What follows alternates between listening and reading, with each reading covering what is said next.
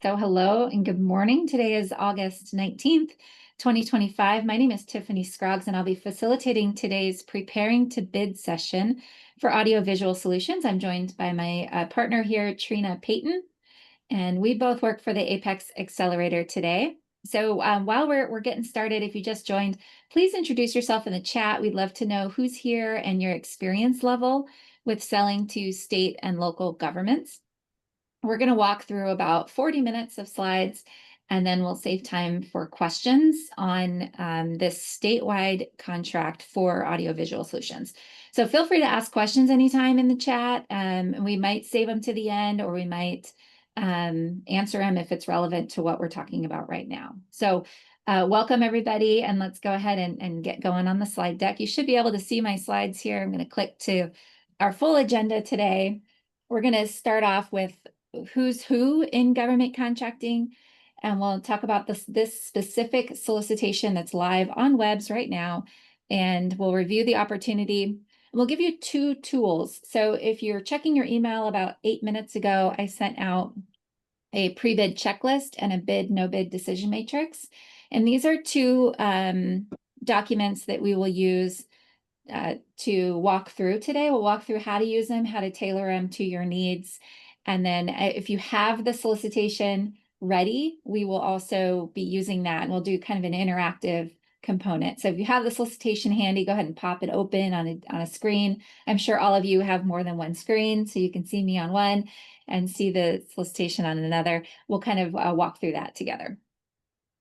So Apex Accelerator, we are a nonprofit organization at the Thurston Economic Development Council, and we help businesses navigate government contracts. We do this for no cost to the businesses that we serve. We're funded in part by the U.S. Department of Defense. And for this particular program, we are funded by the Washington State Department of Enterprise Services. They want to see more small businesses navigating their complex system of statewide contracts. So they work with us to ensure that we're getting the word out about what it is that they're buying and how they're buying it. This is our team of advisors across the state that we kind of divide into regions so that we have local knowledge on what the local governments are buying. But if you're over in Eastern Washington, you would probably work with Alicia. And if you're up in Whatcom, you'd either work with Kara or Mark, for example. So let's talk a little bit about more who we are and who we're not. So the difference between Apex Accelerator and government agencies. So state government are official contracting officers, and they also employ procurement professionals, is what they're typically called. Procurement professionals are authorized to spend taxpayer dollars. And in doing that work, they're not allowed to help you bid. They have to be fair and impartial, and they can never give a competitive advantage to one firm or another. Their entire training is kind of set up around that ethic. Apex Accelerators, on the other hand, where Trina and I work, we work for nonprofit organizations, or we have a location at Green River College, and we are authorized only to provide procurement technical assistance through counseling and education advising. So we can review your bid proposals, we can suggest improvements, we can advise you on a marketing strategy, we can help you kind of walk through the post-award process and how to implement all those regulations that are in the contract into your business. But we don't do the work for you, essentially, and we can't spend taxpayer dollars. So that's the difference between Trina and I and official government officials at Department of Enterprise Services. So further on, who's who in this whole network of statewide contracts. You might have seen in the solicitation reference to Team Cypress. DES is coordinated or organized into different teams, and they named them all after trees. And so the Cypress Tree team is focused on IT goods and services, and they're led by Casey Brown. And these individuals have kind of deep knowledge of how to buy. They receive your complaints and questions. They're referred to as procurement coordinators, procurement professionals, contract specialists. And like I said before, they are authorized to spend taxpayer dollars, which is kind of a big designation. It's a big deal. And they can't help you bid. They are not the customer, however, and they're not experts in AV, typically. So these procurement professionals buy whatever the government needs. So they might be buying cybersecurity services now and then audiovisual services the next day, for example. So they need industry to help them understand and make sure that they're aligning to industry norms when they set up these procurements. The customers are the ones using your equipment and your services, and they are also sometimes not experts. Sometimes they are. They definitely know what they want. They know what the outcome is. They might not know how to get there. But these are state agency representatives, and they're not allowed to buy stuff typically. They have to go through the statewide contract to get what it is they need. So your customers are going to be different than the Casey Brown team at Team Cypress. Hope that makes sense. I think my next slide goes on to a little bit other roles and responsibilities. So you might heard of the PIE team, and I don't see anyone representative of the PIE team today. That's the Procurement Inclusion and Equity team, and they help increase awareness about what state is buying to small and diverse firms. And they also help ensure that solicitations don't have barriers to small businesses. They want to try and attract as many small and diverse firms into statewide contracting as possible. So they aren't the buyers, however, and they're not the end users, but they're helpful people within the agency that can help troubleshoot. WEBS is a system that you probably all are on. If you're not, you should get on there. It's a free registration, and it only takes maybe 15 minutes. It's the authoritative source for state procurement. It's also where you self-attest to being a small business. So that's an important distinction there. And then you might also have heard of the Office of Minority Women Business Enterprises and the Washington State Department of Affairs. They certify firms as minority women or veteran. And then the Washington Apex Accelerator. So that's us, we're advisors. Hopefully that kind of is the who's who. There is a pre-bid conference today at 1. Hopefully you can make it. I know it might feel like last minute if this is the first time you're hearing about it, but it's today at 1, and this is not recorded. It's not authorized to be recorded. It is a conversation presentation by the individual at DES that's buying the service or product. And so it's an opportunity to meet the buyer, meet Team Cypress, meet the potential partners or competitors or subcontractors or primes. You can hear which parts of the solicitation they emphasize, and they typically use plain language rather than the legal language that's written in the solicitation. Like I said, you have to attend live if you want the information, and it's a good opportunity to better understand your competition and who's who, and you can ask questions. Know that anything you ask in the pre-bid conference, they might even ask you to submit it in writing, or they might write it down, and then they'll issue an amendment with the question and then their answer so that everybody has access to the information. So Audiovisual Solutions has a long history in statewide procurement. Department of Enterprise Services is the centralized buying arm of state government. And so they manage these statewide contracts with over 2,000 vendors and $2 billion in spend. And these are commonly purchased goods and services. That way, every time the state needs to go use a pencil, buy a pencil, they don't have to go out to bid for a new pencil. They can just go to the statewide contract and buy off of the people that are on that contract to sell pencils. So it's designed to save state agencies a lot of time and headache from having to go out to bid all the time for commonly purchased goods and services. It also pools together the buying power of the state and hopefully can negotiate some better pricing and terms for state agencies. Local governments can also use the statewide contracts. So state agency government agencies, they're required to use the statewide contract, but local governments and higher institutions of education, like Green River College, they can use them if it's convenient. The staff at DES they often conduct market research. Do we need this? Is there going to be $1 million in spend over the course of a year? And if the answer is yes, then they'll move forward with renewing or issuing a statewide contract. So AV Solutions is not new. There was a contract in place that expired last March. They attempted to move this this contract forward in time for that March expiration date, but they didn't quite make it. They issued a request for information, I think, back in 2024, and then it kind of sat for a little while, and now they're picking it back up. It's out on the street, and they're hoping to issue an award notice by the end of the calendar year. The current contract, you can find this. I will send out the PDF of this slide deck with live links. You can see who's on there now. You can see their contract. You can see their pricing, and know that it's expired. So it's a little bit older in terms of the pricing. But there are 4 vendors on there. This is what that link looks like. And what the new link will look like. This is a website that's open to anyone where state agencies can essentially just go shopping. When you're on there, you scroll down and you can see the current document list, and that's where you can pull up the current contract and the pricing. So they did about $40 million worth of work on this contract in that 5-year span, and it kind of ebbed and flowed, but overall it's trending upward.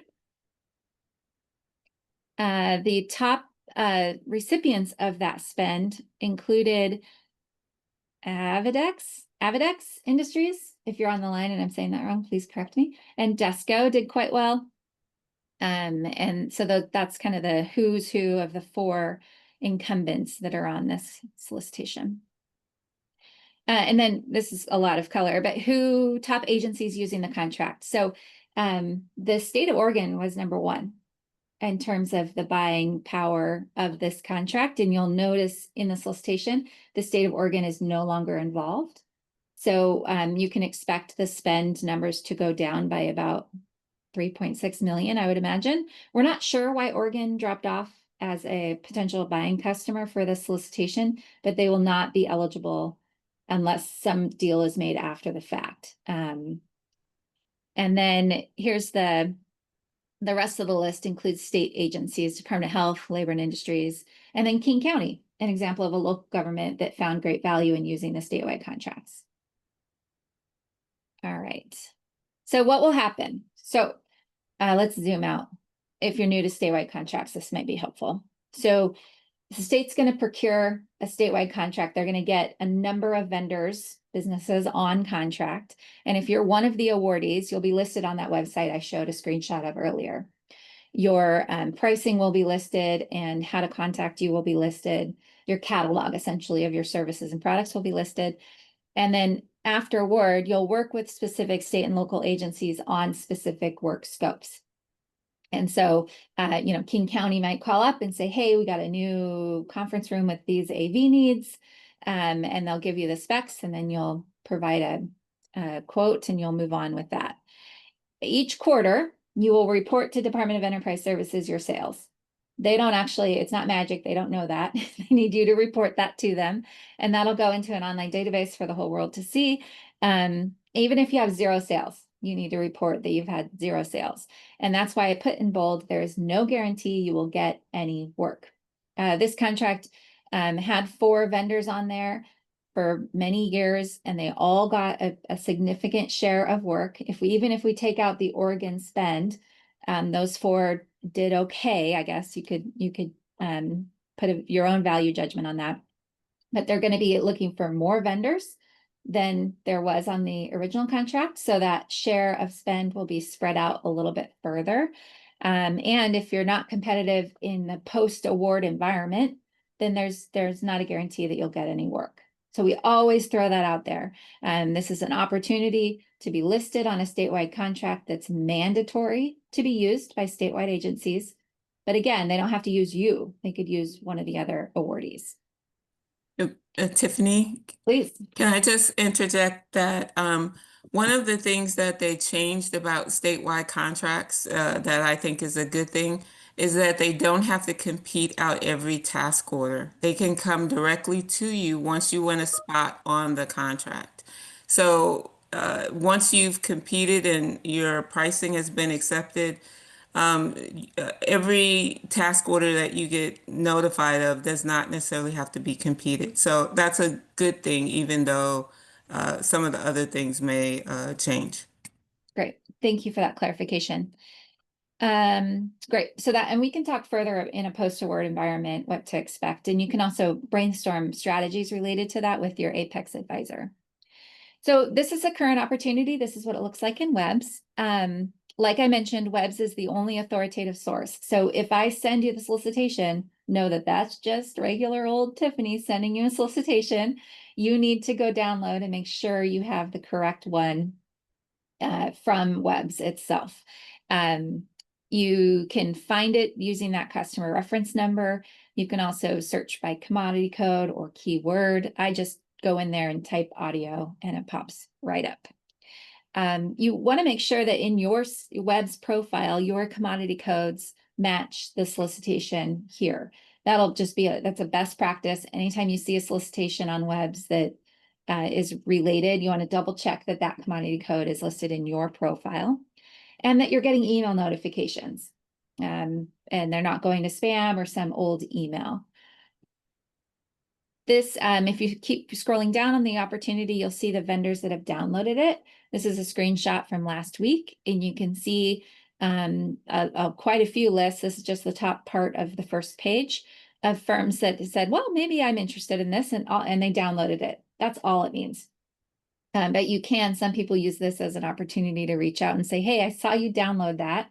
Are you interested in bidding? Would you need a subcontractor like me? And that's for people that maybe don't want to prime it. They can't maybe handle the capacity to prime, but they want to do a certain component of it, and they can start that outreach now. This is a copy of my profile. When I'm logged into Webs, you can click Manage Profile /Password and double check that you are considered a Washington small business. And double check that you are legitimately following the rules on that, because it's a self-certification thing. You can also check your email and your address, that kind of thing. Further on down at the very bottom is the most important part of the Webs posting, is the solicitation documents. So this screenshot was taken last week. I don't know if there's any amendments yet. I haven't looked this morning, but you can see here the competitive solicitation and all of the exhibits that are going to be critical to your responding. Later, after the pre-bid meeting today at 1, they'll issue a Q&A. They'll issue the questions and answers and maybe the pre-bid PowerPoint sometimes. So everybody has access to that information. So did anyone read the request for information, or the RFI, that was issued last December? If you did, they issued what was considered a draft solicitation, and they said, here's a draft solicitation of what we're thinking. Let us know how it's going. What do you think? This is them saying, we are not experts in AV and all the changes that have probably happened over the last 5 years since we rebid this. So tell us what we're missing. Tell us if there's anything out of the normal for this industry. An example of that is they issued an auto glass solicitation, and they didn't account for the fact that auto glass gets calibrated after it's installed. That was just something that, a normal person in everyday life would not know. And so the feedback from the industry as a result of that RFI helped them revise the solicitation to account for that calibration, that very important calibration step. Anyway, if you did download that draft, go ahead and archive it, put it somewhere safe, or delete it, or get it off your machine in a readily spot, because you want to make sure you're only looking at the newest documents. So keep in mind, I used AI to compare the original draft solicitation to the new solicitation, and I found 3 important differences. That one, the regions are Western and Eastern, and they exclude Oregon. So that cooperative purchasing with our neighbors to the south is no longer an element in this.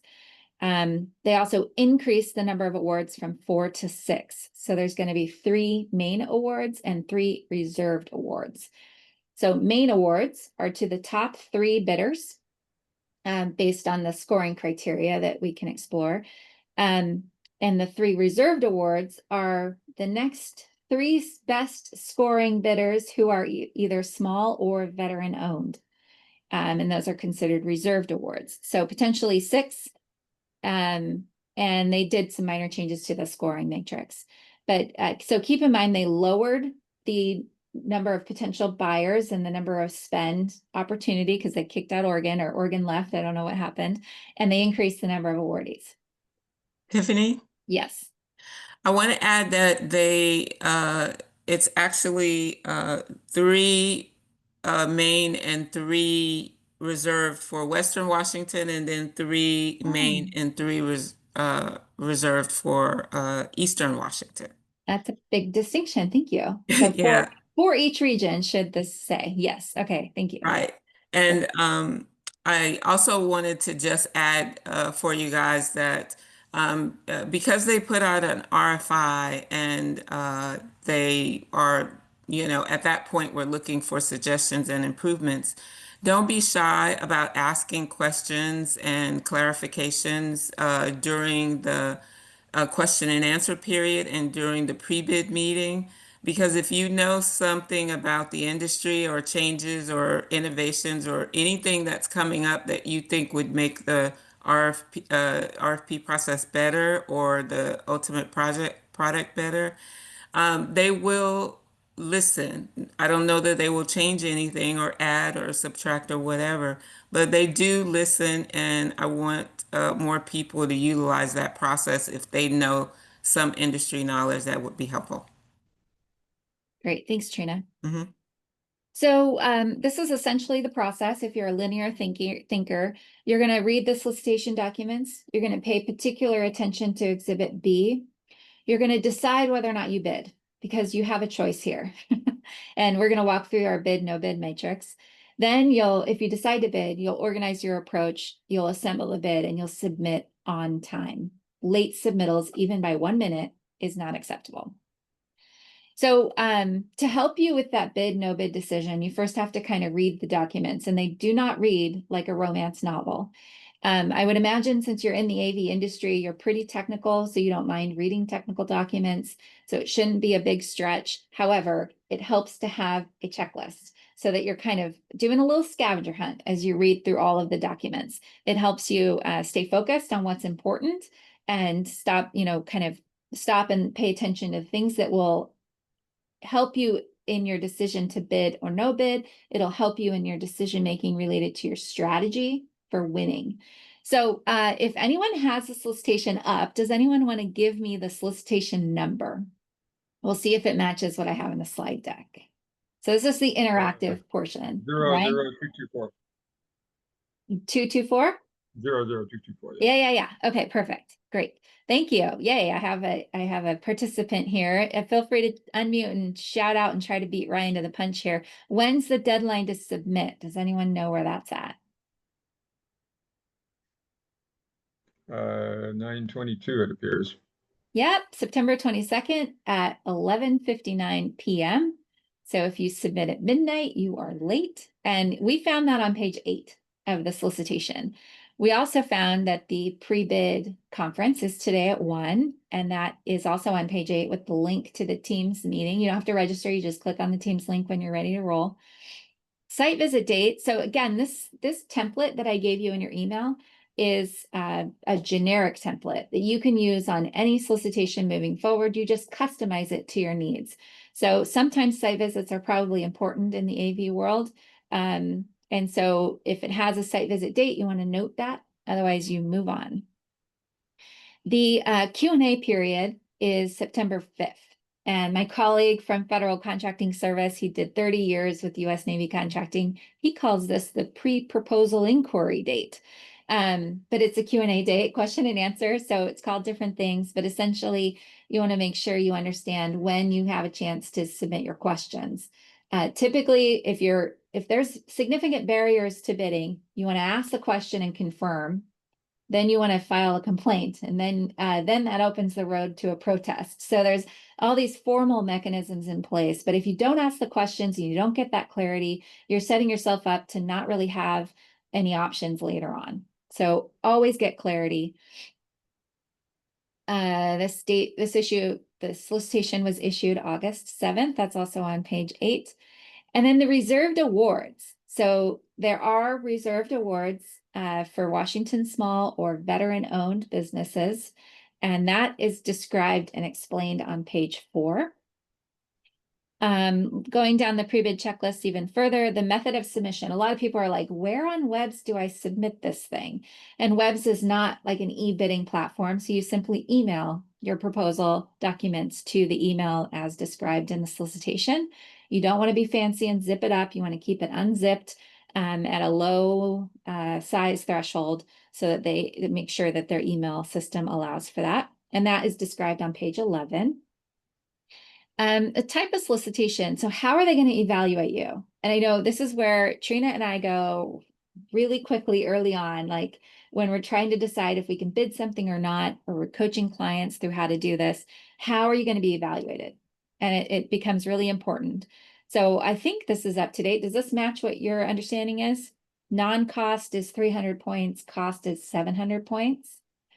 And I think I found that on page 12. And then exhibit B and C kind of go into more detail. Trina, does this match? Is that correct? Do you know offhand? Do you have any comments? Yeah, I always have problems finding the audio button, but yes, it does match. Okay. So, and then the other thing that might be helpful is the type of contract. And this, we have, some clients that are very picky about the type of contract they pursue. Firm fixed price is firm. It's just as it describes. So if you end up saving money and executing the contract, you get to keep that money. If you go over the cost of doing business, over that firm fixed price, then you lose money doing the contract. So you just want to know kind of the type of contract. How is this going to be reimbursed? Will I make any money off of it? And so there are quite a bit of details in the solicitation documents, and it's actually found in Exhibit D. And this is where Exhibit D, I told you to pay particular attention to Exhibit B. But D is also very important. This is the sample contract. So these are the terms and conditions you'll be beholden to if you are awarded.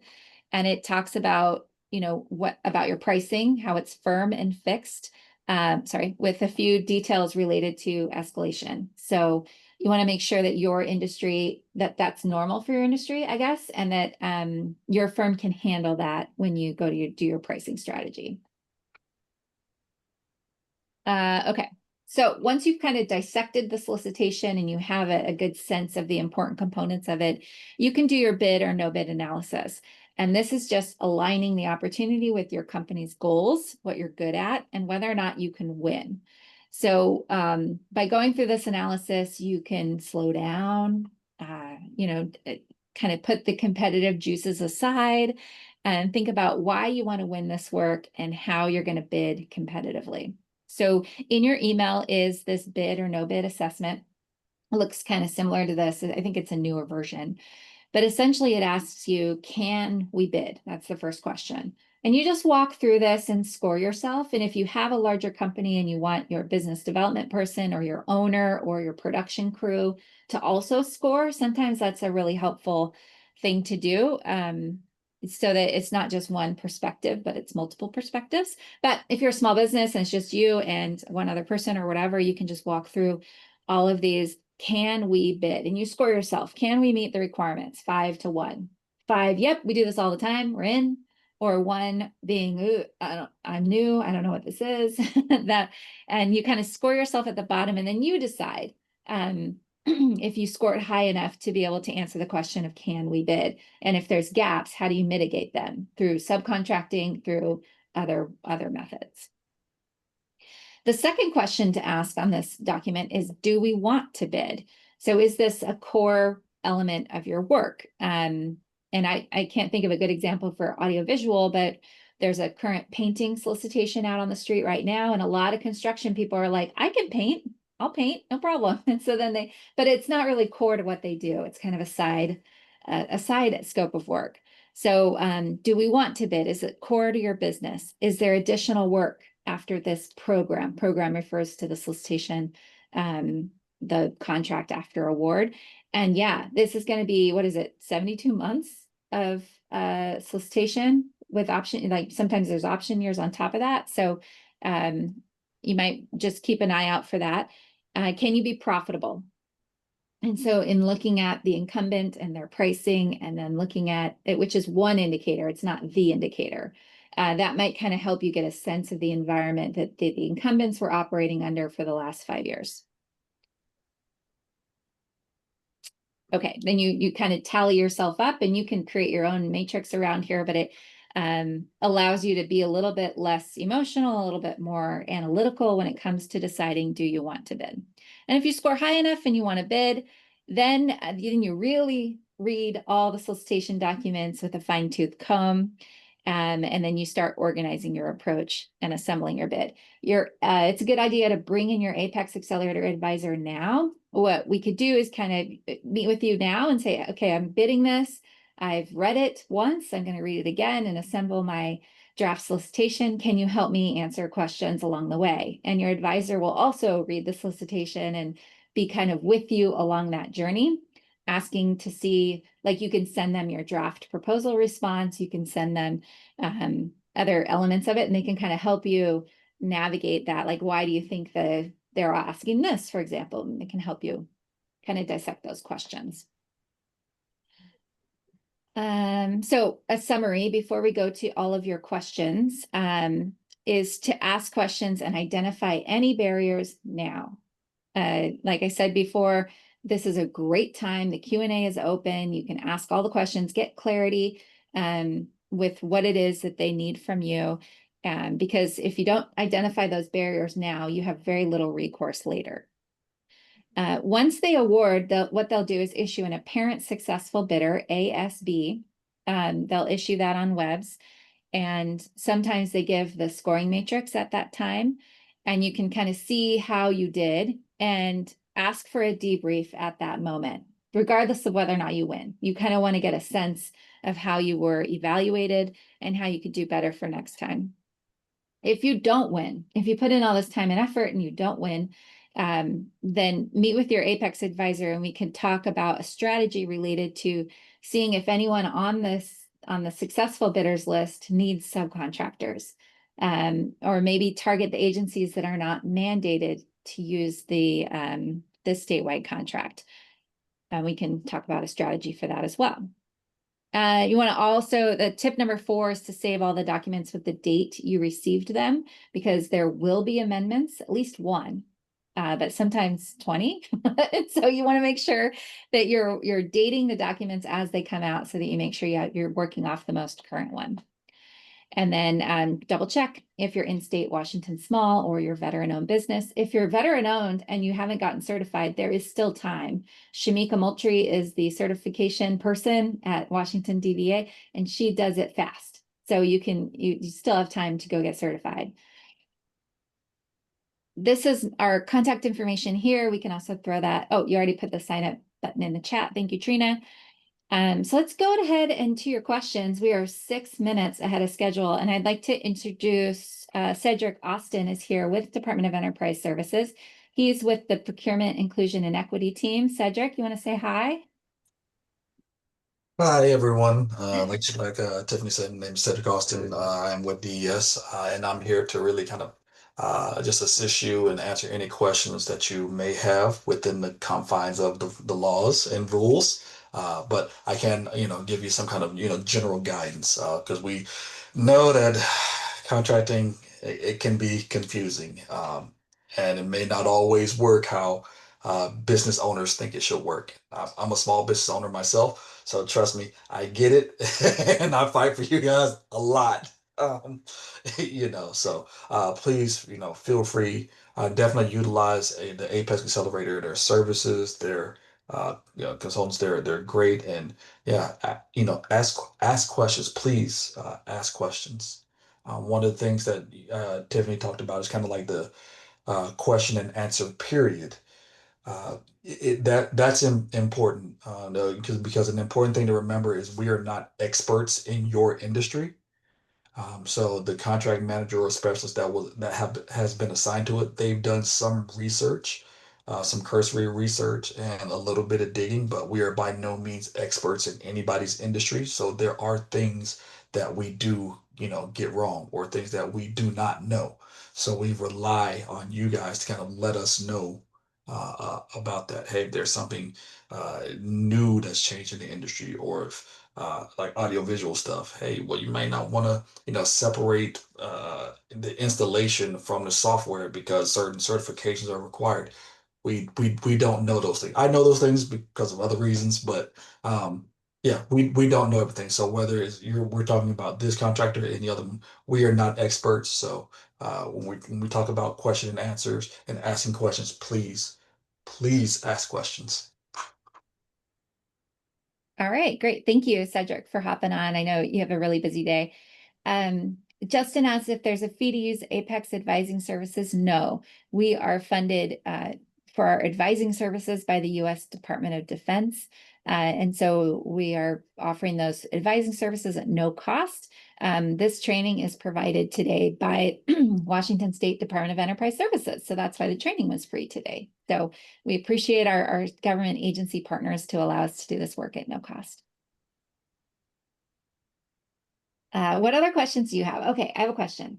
Oh, good one. Bryce.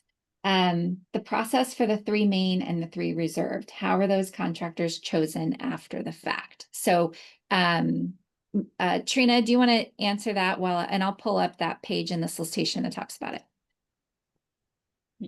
Yeah. Can you hear me? Yeah. Yes. Basically, the evaluation criteria is set for, oh, wow. Yeah, thank you for bringing that up. So they evaluate based off of the evaluation criteria, and the main awards go to those, obviously, that score the highest. If you did not score the one of the main awards, then if you are a small business, then they look at the best value that and I haven't gotten a good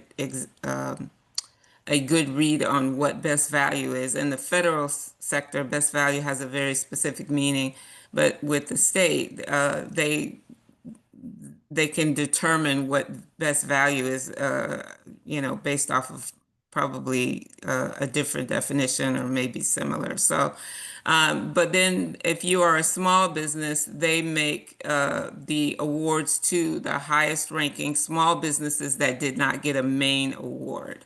I know that was a convoluted way of saying it, but if you don't receive a main award, then if you're a small business and you score the next highest numbers, then you are in alignment for getting a reserved award. And then they added this caveat here, provided that your pricing is not 40% higher. So Yeah, still has to be reasonable, I guess, would be a good description of that. But this chart is kind of handy. They're going to do in Western Washington, they'll do 3 main awards and then 3 reserved awards for those next 3 highest bidders that are either small or veteran. Yeah, and another thing to note is that once the awards are made, your competition is 6. They're not going to necessarily choose one company or another based off of anything other than whatever it is they want at that point. There's no difference in the award once it's made. So don't think that, large companies are going to have an advantage, or as a small business, you will have an advantage at some point. Bryce, is that helpful? Bryce, you're... Oh, you're muted. Sorry, we can't hear you, which is weird Yeah. because you're unmuted. Okay. He's working on it. I have a couple of things that I want to add if we have the time, Tiffany. There you go, Bryce. I love that my system, anytime I set up my computer again, plug it in, it switches between 3 different mics. There you go. Anyway, that did answer my question mostly. I just wanted to clarify that. So after the bidding process, we have our 3 main bidders. The clients are still going to choose, or we're still going to bid between those 3 main bidders and potentially the reserve bidders after the fact. Yes, but they are no longer reserved. They are just awardees, just like everybody else. I see. But they don't have to compete. They can just come directly to you and say, I want you to do this project for me. So, I see. yeah, it's not mandatory that they compete after that point. But they can if they want. And Yes. I don't have Mhm. good stats on what the typical trend is right now. I would imagine if if it's a big project and they're tight on budget, they might pick two and get quotes from two. I bet that's just me speculating. Makes sense. Yeah, and we do run into that a lot where we have clients that are, we like you. I'm glad that you designed this for us, but I still have to go through my 3 bid process. So knowing exactly how that works, that helps and nice to have Yeah, your there's text no to have to say do. you're verified. Yeah, they don't have to. And you could remind them of that. Like, hey, I'm on statewide contract. It's super easy. Just Hmm. call me up. We'll get her Okay. done. Yeah. It does answer my question. Thank you. Okay. Yeah. Cedric, do you have something, or we could go to Trina who had more content? Yeah, I just want to say, so, regarding, there is no, like I said, real difference, as Trina kind of talked about, between the main award and reserved award. Just, reserved awards is specifically for small and veteran-owned businesses because Washington is a race and gender neutral state. So, in our attempt to include more small and veteran-owned businesses, that's why there is a reserved award. So, in the end, once a contract is awarded, everybody goes on one list. So whether main or reserved, but that is why it's also important because if you are chosen to be on that list, to not don't sit back and wait for business to come to you. Engage with whoever your potential clients are and network with them. So when those opportunities do exist, your business may be top of mind, or hey, they remember and can recall, back to you. A lot of time with these contracts, relationships are very important to this. So if you have some that look at a list and you're just a name on the list. Well, you don't want to be just a name on the list. You want to be a part of it. So if you do get on, engage. And yeah, so those are the main differences between a main and reserved. Yeah, thanks, Cedric. Jeff asks, does the solicitation take into account manufacturer certifications, dealer authorizations for controlled product lines? And that is a great question for both Exhibit C, I think, and Exhibit B and the contracting officer. So I'm not going to attempt to try and answer that. Trina, is that your best approach? What do you think? It does. When you Okay. go into the non-cost factors exhibit, I think it's Exhibit B. When you go in there, it asks you to add those certifications for the personnel. And that was one of the things that I wanted to bring up. You need to be very cognizant and careful about the information that you put in there because you have a word limit of 6,000 for the entire response. So if you have really sophisticated 50-year experience in audiovisual, you will not be able to put all 50 years of all the experience and stuff in there. So you have to put what's going to provide the most bang for your buck. I will say a little bit more about Exhibit B. It's one of the better Exhibit Bs that I've seen come out of the state, and that is very clear what it is they want from you and how you will be scored, and the degree to which they will give you points on certain things. It also has a case scenario in there that you have to complete to show that you have the design and the, uh, I guess, integration experience that they're looking for in terms of bringing about solutions. So, so it's really one of the more well-done Exhibit Bs, and I would be interested in anybody that wanted to provide feedback to counter that because I am not an AV professional, but I feel like there's a lot of clarity here where you're providing very specific answers to the questions that they have, and there's not a lot of room for fluff. Great, thank you. Mhm. Hopefully that somewhat got you on the right track to answer that question and then get clarity from the contracting officer on Yes. how that's handled. Yeah, definitely still do that. If I can just add a little bit to that, that was brought up. Like I said earlier, when I was talking about examples, I specifically used that because I am and have been in the industry for 10 plus years. So I did identify to the contract manager that, hey, not everybody can install everything. There are certain certifications and qualifications for different product lines. So I haven't read through this, but that was identified to them. But yes, during the question and answer period, that is when you should bring this up and or readdress it. But it was brought up. But as many other people bring that issue up, then that just highlights the importance of it. That's what I was gonna say is even in the Q&A and in the pre-bid conference, if you have a competitor or friend that's asking the same question that you had, go ahead and ask it again, maybe in a slightly different way, or maybe foot stomp, whatever the issue is, because they don't want to hear a one-off, it might get lost. And so if you kind of all come in with the same themes or questions or concerns about barriers to responding, then it's more likely to be addressed.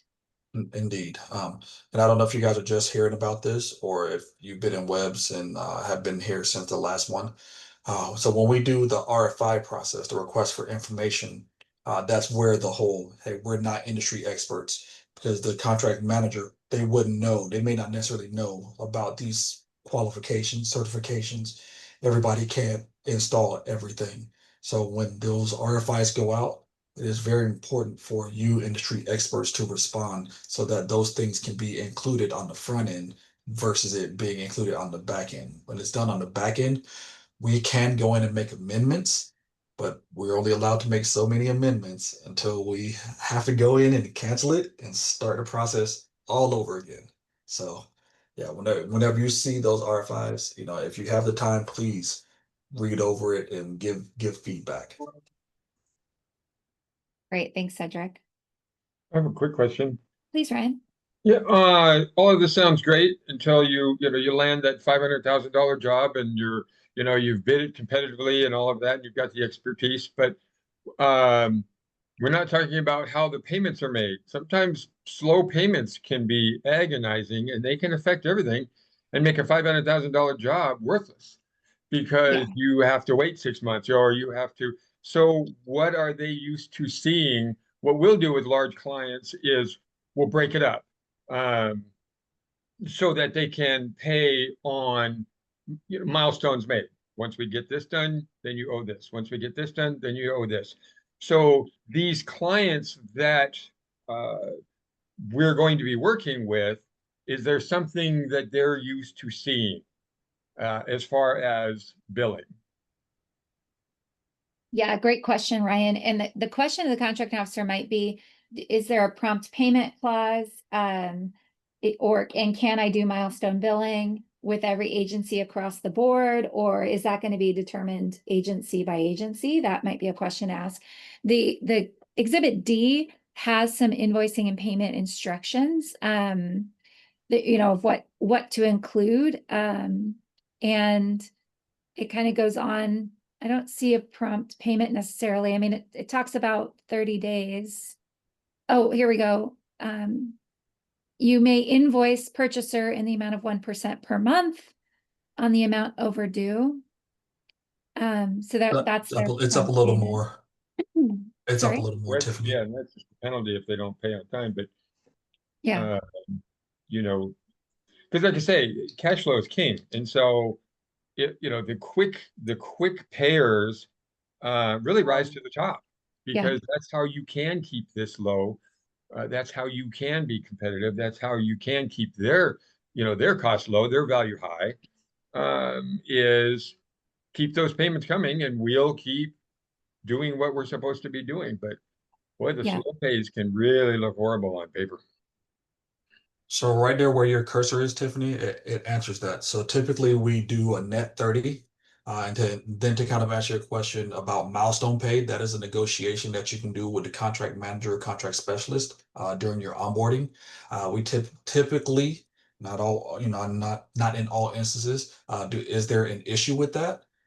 Because we understand, hey, it is about cash flow. So they have done milestone payments, but yes, it is typically net 30, and then it goes into that the late payment that Tiffany was on earlier, talking about the 1% per month, because we understand that, hey, you do a service, you want to get paid promptly. And that's kind of like Tiffany was talking about prompt pay. We really push to get everyone paid within those 30 days, if not sooner, once you achieve whatever the milestone is. And if not, if you do work and you haven't been paid, reach out to us and let us know that. Oh, so do Because you we, act as an ombudsman or do you act as an arbitrator? No, because we are the contract managers. What they typically do is they'll send an email like, hey, you busted your 30-day suspense, because just like when you have to do your quarterly reports, they have to do reports as well. And so maybe it slipped through the cracks, whatever may have happened. So if you let us know, hey, I did work for, Apex, and, they haven't paid me, then the contract manager or specialist, they can send them, hey, such and such, Ryan's audio visual, there's still an open invoice out there that's been, that's past the due date. Hey, what's going on? Oh, sorry, we forgot, and, try to get you paid. So, Okay. like I said, so that 1% fee is kind of like our, just to, get them to notice that, hey, you owe people money. And so, Trina and I have rarely gotten complaints from small businesses that are on statewide contracts about payment. Typically the issues with agencies not paying is a one-off contract with a smaller, well, not even a smaller agency, with a local agency. So if you have a local agency that has a payment history of non-payment or slow payment, that kind of goes into your bid, no bid decision making as well. Trina, does that match your Yeah, experience? I have not heard any complaints out of the state in terms of their payment schedules. Yeah. So I just wanted to call out a couple things if no one else had any questions really Go for it. quickly, because I know we're really trying to wrap this up. And one of those is on page 5, where it's talking about the first bullet where it says certifies pursuant to Exhibit A.